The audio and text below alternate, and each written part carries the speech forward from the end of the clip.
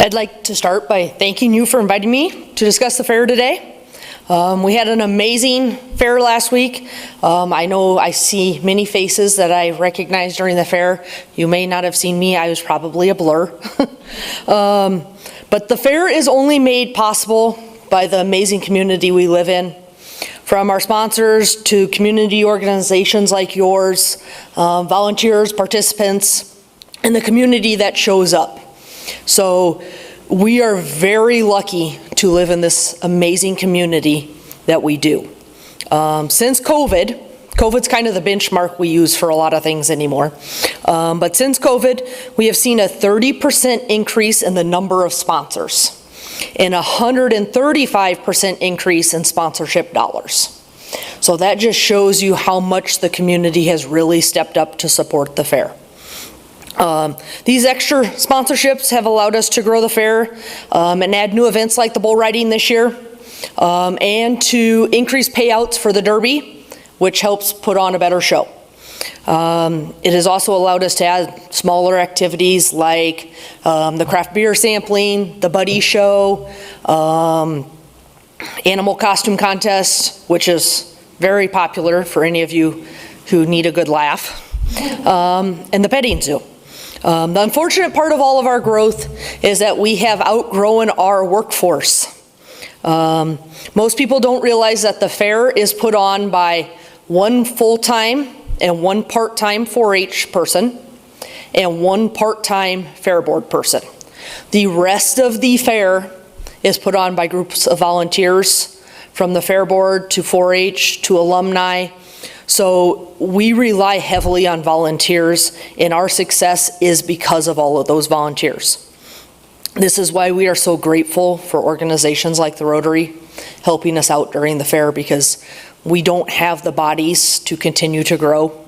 So we are relying on organizations to come in, help run events, help host events, just volunteer in general, because our 15 bodies on the fair board don't go very far anymore. So I would personally like to thank you for running the inflatables. I know it was much better this year because it wasn't hot. I'm sure you can all agree on that one. But you guys definitely had your hands full on Saturday. I got some fun numbers for you. There were 1,250 kids that jumped on the inflatables between the 3 days. So that is an increase of 260 over the year before. 543 of those kids were on Saturday. So hats off to all of you. I had 0 complaints on Saturday, other than we were out of water a lot. We had 573 people at the mud drags, which was up. 956 people attended the bull riding event for the first year. So we were very excited about that event. I'd really love your feedback if you have any on that event, because we are still learning. A lot went into that. As you can imagine, it wasn't easy to flip the arena from bull riding to mud drags, barnyard Olympics to the Derby in 3 days. So we had a lot of help with that, and there was a lot that went into the planning of that. We had a record 51 cars at the demolition derby, 200 guys in the pits, both of those are records, and a record crowd of 2,351 people.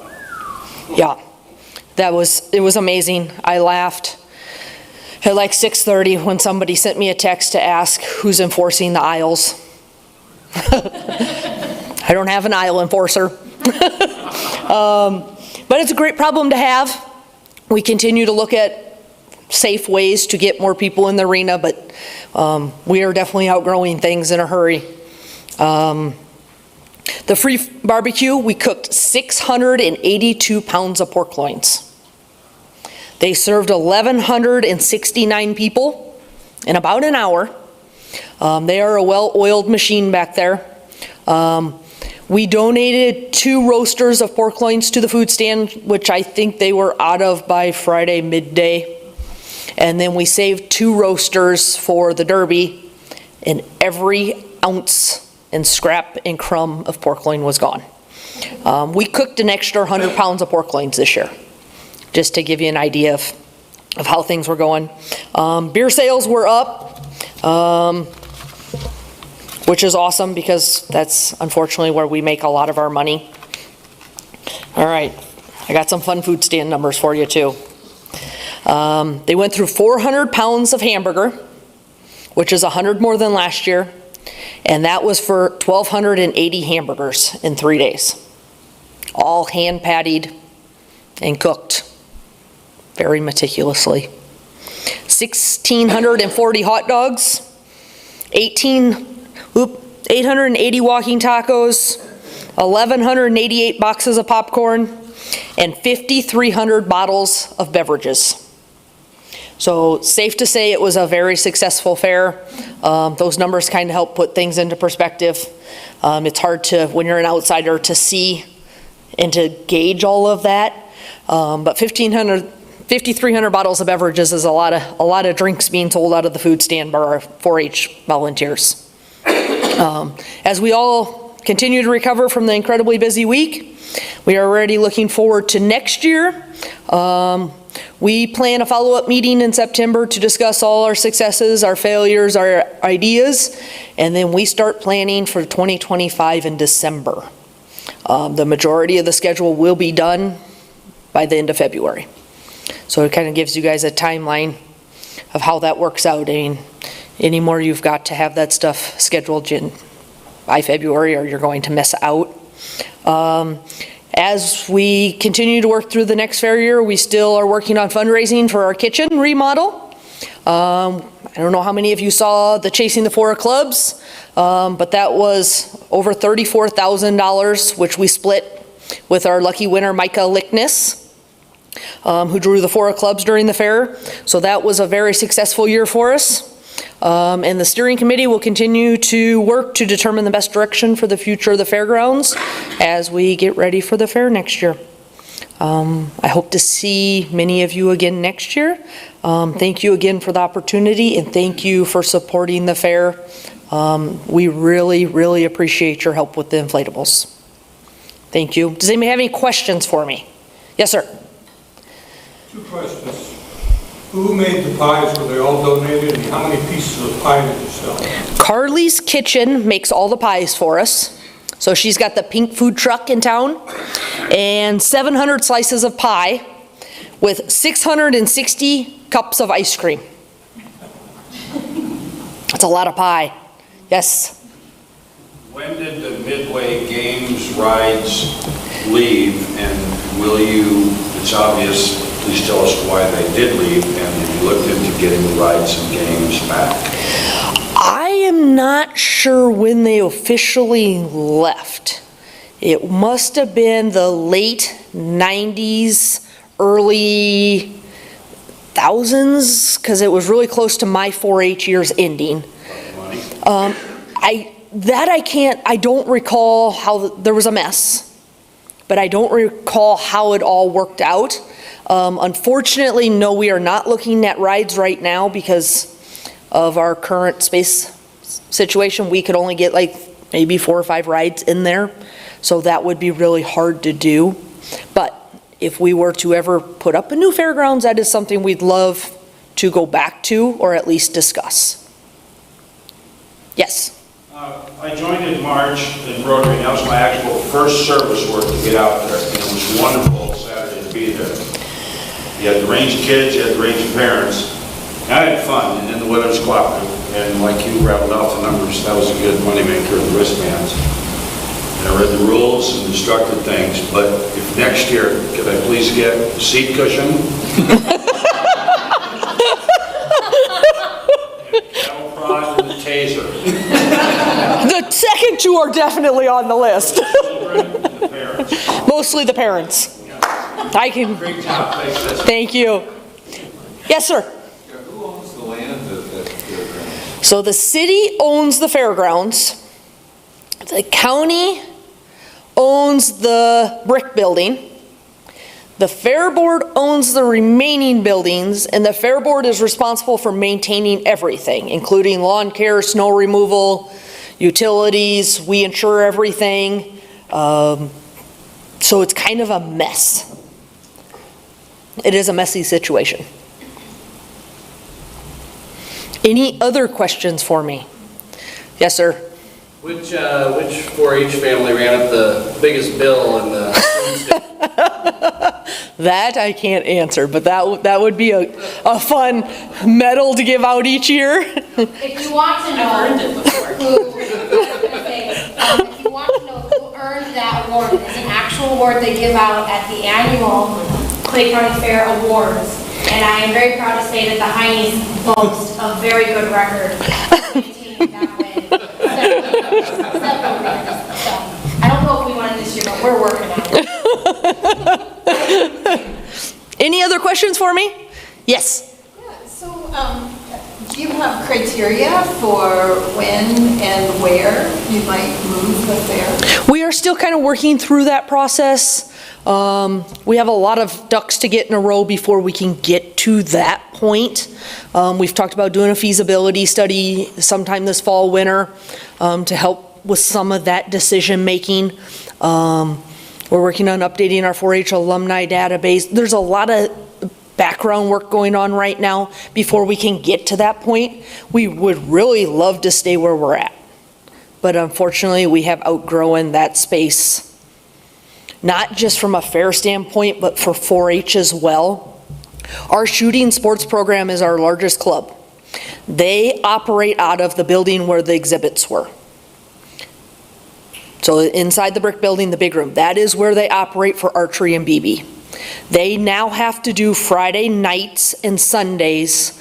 Basically, they're November through March or April.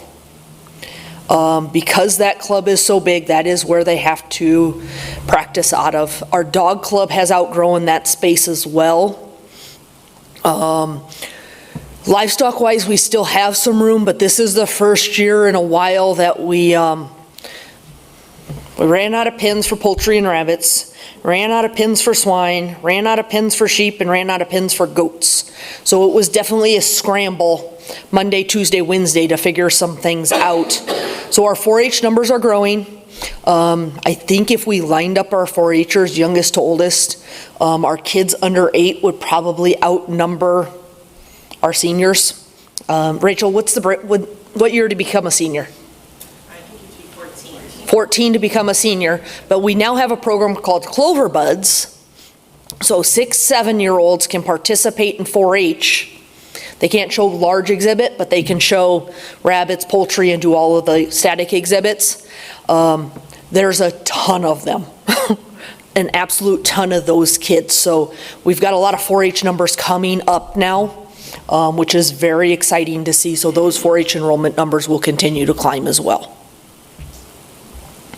Yes, Nick? Some compliments. The Buddy Show I think is amazing. I'm so impressed that you guys do that. And the bull riding, we very last minute picked up a company table down on the side there, and that was just a hoot and a half to be just right next to the fence. And you know, I appreciated being in the second row of tables, because when those bulls were backed up towards that fence and really getting mad at the rodeo clowns, the first row was getting covered in dirt. It was a lot of fun to be up that close with the whole thing, and I just really want to compliment you for another great fair. Thank you. I heard one of the little kids who are in the VIP area said, "Mom, that bull just on our table." So, yes, they were right up very close to the action. I've heard a lot of great things about that area. So that's definitely something we will look to continue to grow on. But, yes, Katie? Could I touch on the Buddy Show in case? Yes, definitely. Sorry, Katie Heine, also with the Fair Board.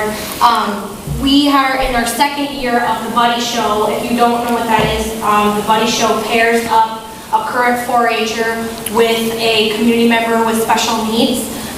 We have worked very closely with SESDAC. Heidi and her team have made sure that we have a really great participation, and of course, all the residents and all the participants of SESDAC really love this show. It gives them a chance to interact with the animals, and our 4-H'ers get a chance to be a leader in that sense. And then we did have one little guy showing as well.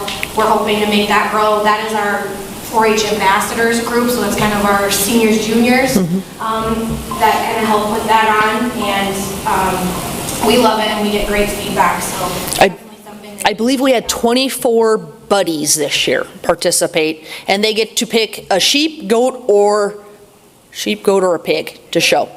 So they get to pick their animal. They were definitely very excited. Somebody stopped me Thursday and Friday to tell me that they were going to come back and show their animals. So it's their way of participating in the fair, and those kids, the 4-H kids love it, and the buddies love it as well. So it has been a great addition to the fair. Thank you guys very much again for the invite to come and for supporting the fair.